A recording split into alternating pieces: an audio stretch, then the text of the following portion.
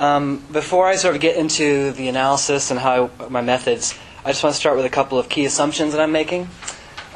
First of all, the idea that advertisements are not just about the products they're selling.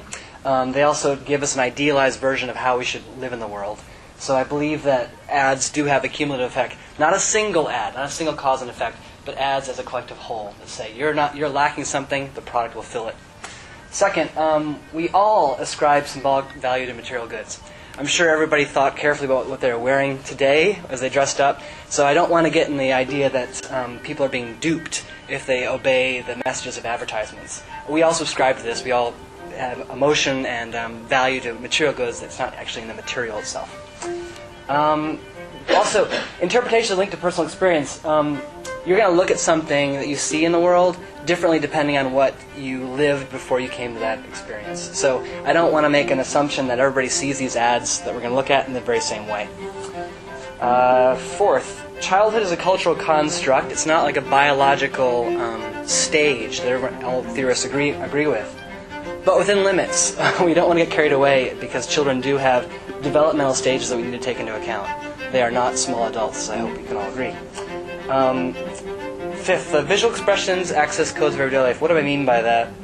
When I say visual expressions, it's not a smile that you experience in day-to-day life. It's a smile you might see in a picture. But that smile that you see in a picture references the smiles you have in everyday life, right? So it accesses those codes that we're all familiar with. And then finally, a smile is a sign of weakness or low status. It's a form of deference. I can talk more about these things in the Q&A about how we support this, but just go with me for now. So, I'm interested in not marketing to children, which a lot of theorists have written about, but marketing through children. And this is what I mean. On the left, you have the Child Fashion Show at New York Fashion Week in 2005, the first event of its type. We have Kimora Lee Simmons and Russell Simmons. Kimora Lee is the designer and founder of Baby Phat Girls, with a Z. That's her daughter Ming, modeling some Baby Phat Girls. And it's also a worldwide phenomenon. This is from, excusez-moi, my French is not very good, Petit Imagine Bimbo, something like that. But they're huge. They're actually based in Italy, and they have a lot of fashion shows all over Europe. Also, the NPD and Mintel market research firms have been charting the growth, and basically children's wear is outpacing men's wear and women's wear. So it's really, they're really bullish about the future. And even the popular press has gotten wind of this trend. Here's some headlines.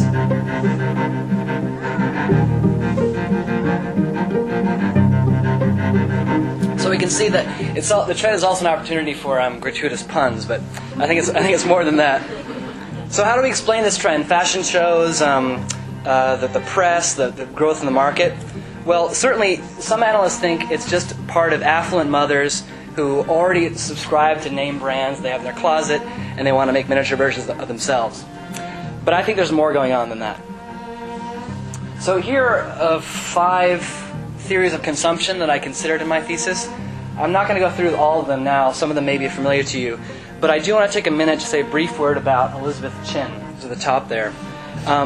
Going back to the idea that we all experience images differently depending on our own personal experience, she says, or reminds us, that in America, black Americans, most African Americans here, are descended from slaves. So that's the historical legacy of being owned as a commodity yourself. And slaves were not allowed to buy their own clothing, right? They were given like 2 sort of very drab outfits to wear every year. So for them to buy clothing was a sign of their freedom and a sort of symbol of their personhood. So Chin says if you take those 200 years of slavery, add this years of segregation, then you have African Americans coming to the consumption experience with a whole different set of priorities. The stakes are very high for them. Okay, so here's an example of what I'm talking about, or what Chin helped us understand. This is a brand called Sean John Young Moguls. So Sean John is like P. Diddy or Diddy, he keeps changing his name, but rapper, sort of entrepreneur, he has his own clothing line. So this is his children's spin-off, and this is as seen in Cookie Magazine, I'll talk about it in a minute. So here's basically little Sean John, little version of Diddy, at his board meeting, everybody's working for him, he's really powerful. I think this image is very interesting because in most of the other full-page ads, this model, the same model, is very serious, very all business. Here he's smiling, And what is he smiling at, right? He's smiling at his white butler getting rained on, right? So in the sense, there's politics going on here that finally the role of master and slave have been turned on their head.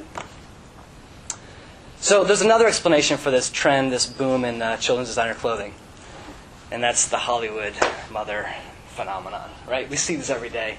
We see this all over the place. And one of the most, best representatives of that might be Kimora Lee herself. She's the Baby Phat Girls designer. She was a runway model. She became famous when she married Russell Simmons.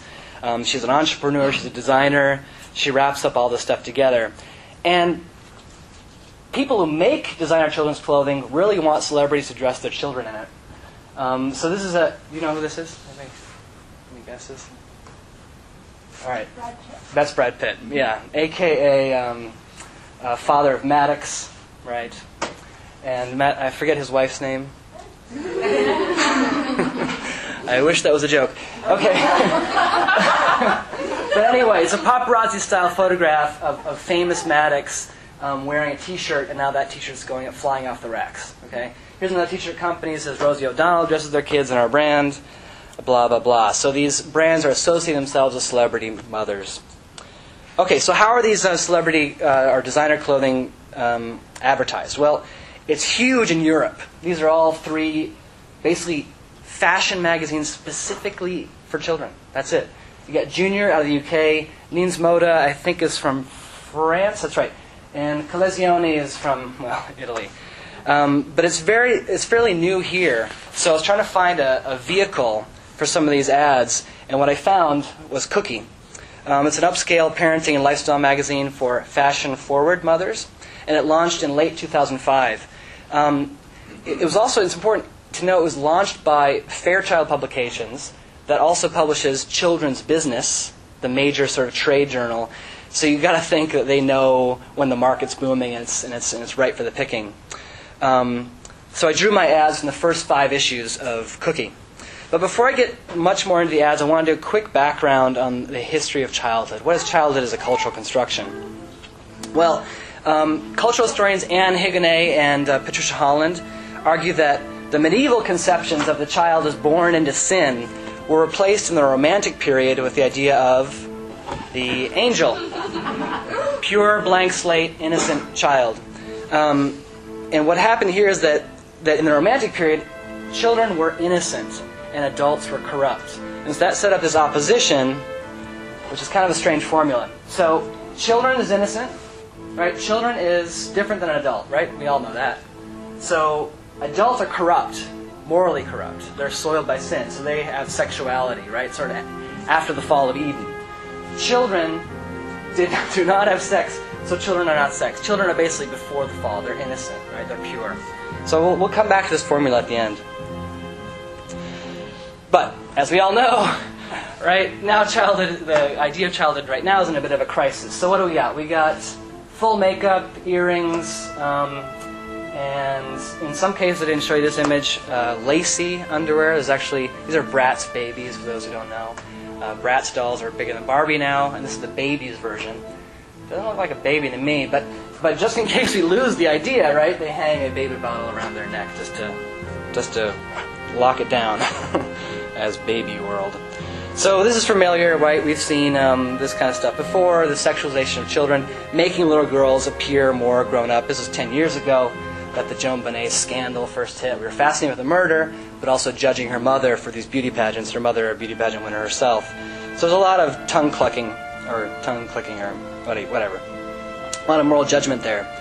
But then this is a very familiar thing. Joan Bonnet is not an aberration. We've had child models. This is Brooke Shields and Jodie Foster. They started modeling at the age of 3 or 4, right? And then they were groomed in the public spotlight to then play prostitutes in Pretty Baby, and then Taxi Driver, yeah. So Jean Kilbourne has protested this as a part of a larger trend, the Lolita, right? The sexualization of young girls for the male gaze, and the culmination, of course, is Kate Moss.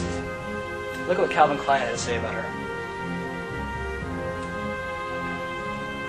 But Kate Moss sums it up, right? She looks 12. She does. And she's been replaced by Gemma Ward, who we'll see later, and we'll see how old Gemma Ward looks.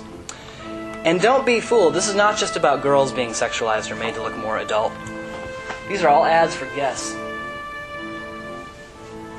Guess Kids. So, there's a lot of people written about the sexualization of children and visual culture. But I wanted a little more precision. How exactly do these images do that? What makes them so edgy or adult? A lot of people say about the definition of pornography, I know it when I see it. In academic analysis, that doesn't cut the mustard. So this is the central question for my study here. So here are my methods. I approached the topic with a triangulation of sources. I read literature on the topic, scholarly literature, the trade magazines like Children's Business, talking about an advertising age, looked at the advertisements themselves, the texts, and then the context, which I'll talk about in a minute. There's actually various levels of context. And I also used semiotics. That was my approach to these images. And what do I mean by semiotics? Well, briefly, if you think of a sign as divided into a representative of it, like a picture of a child, and then the idea of a child. You see a picture of a child, that triggers the idea of a child. Right? These things are not necessarily linked, but advertisements try to do this all the time. Right? They want to show you a Coca-Cola bottle and have you think of fun, right, or good taste. Right? That's the distinction. Advertising does this kind of stuff a lot. So semiotics tries to actually pry them apart, and sort of expose how that structure works. But this is all abstract. Let's do an example. Which one of these is not like the other?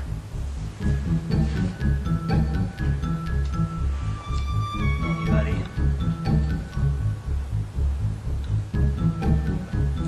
Time's up. You've already turned the page of the magazine. Fernando.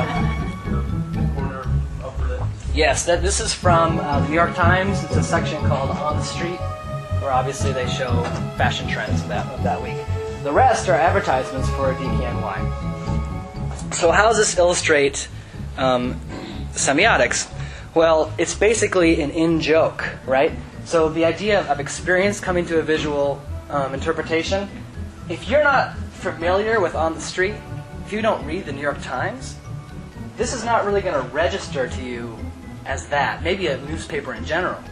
But not the specific paragraph here that's also referenced, right? That triggers a memory that you have. So DKNY is associating itself with the New York Times. Nudge, nudge. If you get what we're doing, then we get you as a brand. This is not a rational argument about how good the clothing is, right? This is the brand trying to say, we understand you, yeah? And we get what you're like. So it's about resonance, Does it really sort of ring a bell? What you have, your stores of experience, other images you've seen that you filed away in your brain, that's how communication works, right? So this comparison only can work if in your stores of experience, in your decoding of the image, you already have the New York Times in your head, right? So they've encoded this with New York Times, style and graphics, so you'll decode it correctly. All right, what did I look at? I looked at 7 brands. Now, one of my criteria is they had to be international fashion brands, and they had to start up as adult brands. That's how they got their sort of cachet. And then they had extensions. They extended their brand to children's lines. What I was particularly interested in these advertisements were how the model's mode of address. What I mean by that is basically eye contact and facial expression. And we'll get into that. Now, I mentioned context before. What was I talking about? I think of these contexts as basically like concentric circles. When we think about these advertisements, we need to be aware where they're seen and in what context. The widest one, of course, is haute couture fashion in general, right? That's kind of like, this is high-end designer clothing. That's the world they want to be part of. Closer in, inside that circle, would be the actual magazine itself. Cookie is sort of built in a template of Vogue. So if you read Vogue, you'll understand how Cookie works. And I'll show you that in a minute. And finally, brand pedigree. It's the sort of smallest inside of the circle, but it's in many ways the most important. It's that baby fat girls, with a Z, connects to baby fat for women. Or else the brand dissolves and doesn't make any sense. So let's look at a couple examples. What is that? Okay, that's haute couture. Okay, that's Gemma Ward. right? This is the new Kate Moss. Coincidence? No, right? We've seen this type of face before. So the expressions I'm talking about here, right? That sort of pout, that sort of I'm so bored kind of thing, right? That's very haute couture. All right, the architecture of the magazine. So when you read Cookie, you're sort of flipping through it, right? And some people sort of thumb through it and they're going by. And oftentimes editorial will be opposite an ad. And sometimes they'll correspond. For example, this is an article on good books to read, and this is Hello Brain, meet your new favorite cereal. Right? And I found this in a couple of other places. I found an article on treating colds right next to a thermometer ad. An article about organizing your photo albums next to a camera ad.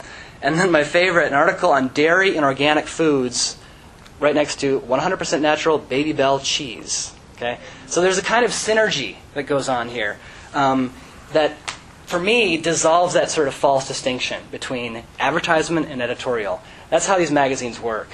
Another example of that is the fashion spread. All right, we've seen these in the back of women's magazines where they just take a couple of models out in an exotic location. They're wearing a different set of clothes in every picture. They often tell a story. Here at the bottom, you'll see, you can't really see it, but the name of the clothing, sometimes the price, website, where to get it.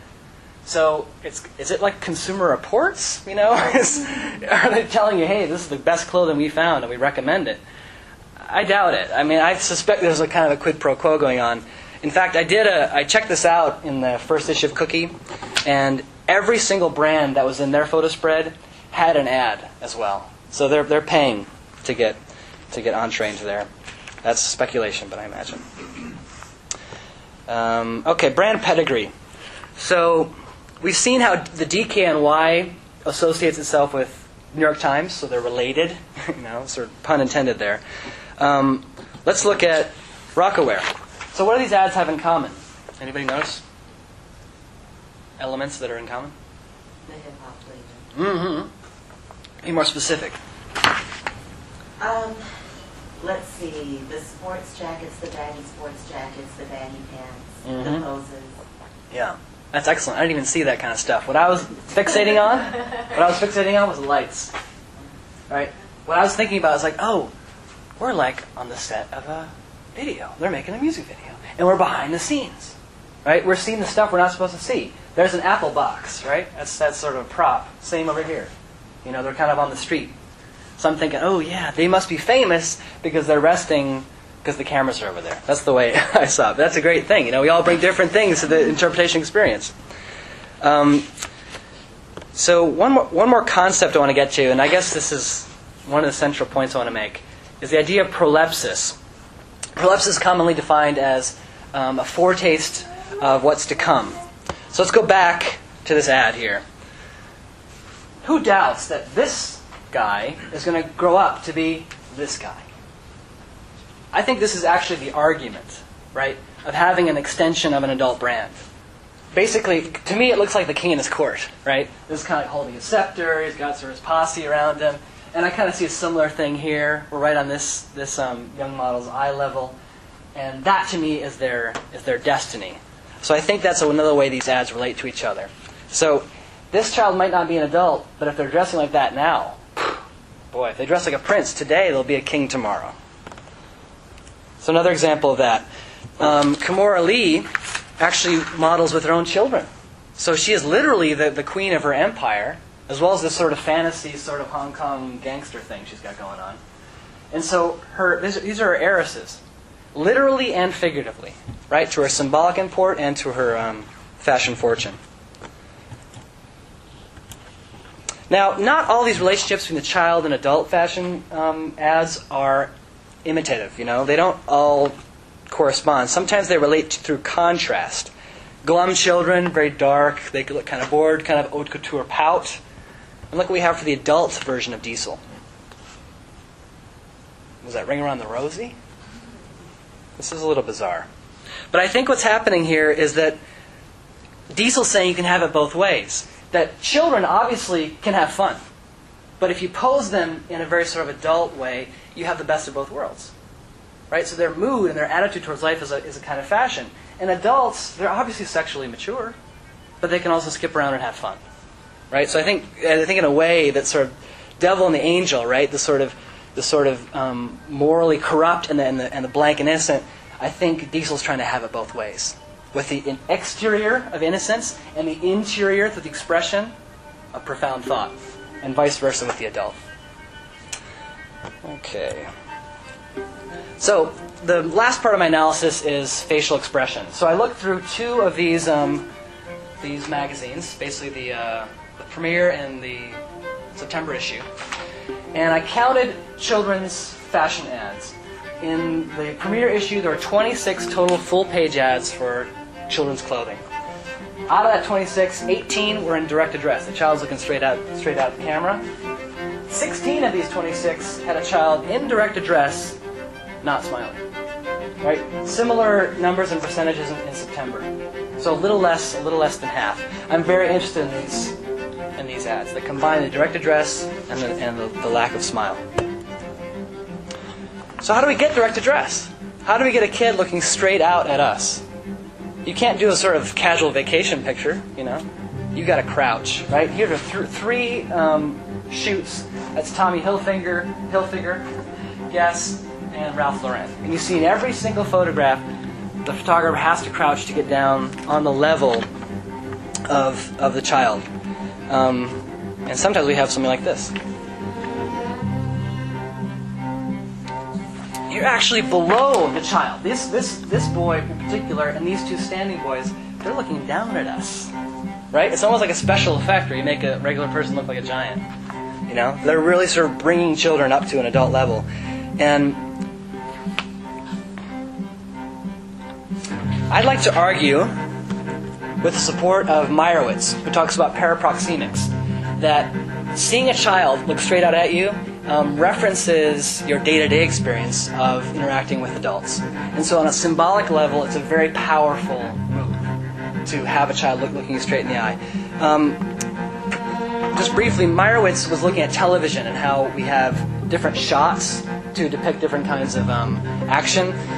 I go into it more, but I can do it in the Q&A. Just a quick example to use is the idea of someone who's strong and powerful. You tilt the camera and look up to them. They're sort of looming over you, right? And if you want to belittle someone, you tilt the camera down. I'm saying by putting the camera straight ahead at the child, that is not neutral, because that references your day-to-day experience. In the day-to-day experience, Jonah back there, I look down at Jonah, right? That's my day-to-day experience. But by lifting Jonah up, I'm supposed to treat Jonah as an adult, symbolically, of course. Okay, I guess briefly, impression management is just Goffman's idea that we make instantaneous judgments when we see people. And I like to argue that no smile matters. So the lack of a smile in day-to-day social interaction is not neutral. It's often a challenge, right? You smile to say, welcome, I do not threaten you, right? That's the sort of passive, weak part of a smile. By not smiling, it's a charged expression. All right, so let's look at some ads with these expressions. Ralph Lauren, right? We got the adults on the right, children on the left. Well, let's look at some close-ups of their facial expressions. Remember, we're right on their level, right? They look like adults, right? Right on their level. Now let's look at their faces. So what amazes me about this, I mean, the young models have almost got it, but not quite. You know, they look like they're sort of bearing a grin or something. But they're obviously being coached to have some sort of emotional control. I find that very, interesting. And in a way, it's like they're being trained to be future professionals. And in some ways, I'm sure. Remember Jodie Foster, Brooke Shields? They were raised as child models. They'll learn how to control their emotions to send a message. And this is the essence of prolepsis, right? We're visually rhyming these children with their adult equivalents inside of Ralph Lauren. And Goffman, in his work Gender Advertisement, said that with girls, they're often depicted as just waiting to unfold. That's Goffman's words, right? So, to me, Ralph Lauren is saying, these girls are the seed which will grow up into this beautiful tree. All right, so here's the sort of grand finale. This is Sean John. So that's just an image of P. Diddy advertising his adult line. And this is the children's ad of Sean John, Young Moguls. Look at the expression. Check out the head tilts, right? Both tilted. And my argument is that basically these expressions are interchangeable. You know, you can put P. Diddy's head literally into that ad and it still works. Now let's go vice versa. This is Rocawear. Yeah. Does it work? It works. Okay. So to wrap up here, what really concerns me about this trend is that these images that we're seeing in Child Magazine are creating new stores of experience. Remember, I talked about reference systems, the sort of visual archive that we go to when we see new images. It's a process of normalization. So, I mean, basically, this is not an audience study. I'm not making any arguments about how people actually interpret these ads. And in this case, affluent mothers. That's the target of Cookie Magazine. I don't really know what they're seeing. I mean, we can certainly speculate on why these kinds of depictions would appeal. I suspect maybe it's something to do with the idea of getting ahead. You know, the bright child, the sort of advanced child, whether they're succeeding in math or just becoming more fashion forward, you know, go to the front of the class and fashion-wise. Or that parents just know that being attractive helps you in society. But what is undisputable is that this is helping to create a whole industry, right? Forget Joan Benet, right? Forget beauty pageants. We got fashion shows. We got ad campaigns. This is a jet set modeling agency. They got pages and pages of this stuff, right? Check out this guy over here, Casper. It's just like, you know, these folks are being groomed. It's a whole new generation of Joan Benets. And so what I'm arguing is that Joan Benet's beauty pageant, which seemed so weird 10 years ago, is now being mainstreamed in the form of fashion shows, right? Which is sort of the public face of designer clothing. So, back to our little devil, little angel. My conclusion here is that I suspect that these designer clothing advertisements that depict non-smiling children in direct address to the viewer basically imbue that child with a sense of adultness. And if we go back to that formula, remember adult is not child, right? Child or adult is sex, so child is not sex. To be more precise about how the sexualization of children happens through visual images, I think that first step is adultification. You look at a child up at the level of an adult. The adult challenges you in a way that a powerful adult was with no smile. Once you start considering that child as an adult, the next step in that formula, sexualization is possible. Right? This sets the scene. So, it's Halloween. Right? Lots of little children are going to be dressing up as pirates or princesses.